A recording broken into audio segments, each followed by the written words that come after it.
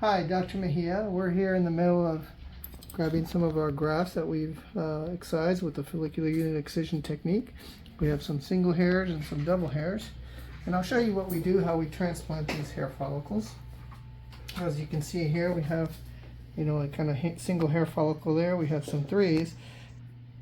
As you can see, we're just planting these in these little openings, these channels that I've made before. And that will slide into the little groove that I've made and then just fit right into place, just like that. Now this is a 3-hair follicle. Usually we put these further behind back here where we've made some slightly larger openings, and then that will fit in here and help fill in that density in that area.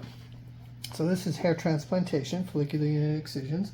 Here's another kind of single hair graft. And with these single hair grafts, we kind of put them in the front hairline here because they'll be nice, and they'll be small single hair grafts. And these are previous hair grafts that we did for a female pattern hairline. And that is a technique of follicular unit excision hair transplantation. It's hair grafts that are removed from the back of the scalp and then put into the area one hair follicle at a time. So the difference in hairline for men and women is significant.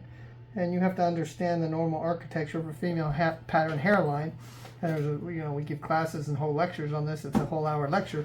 But basically, if you look at any man versus a woman, you try to follow the same pattern. And there's different ways of designing hairlines for women.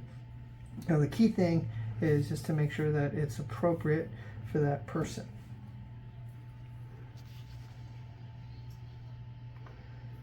And that's that. And then here, we have a fairly good sized larger graft that we'll put back in this area here.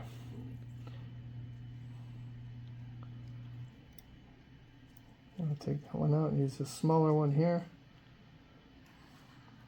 I'm going to put right in this small area right there, as you can see there. And that's for the hairline. Here's another small single little graft that will kind of just find a little opening right there in the front hairline. Voila.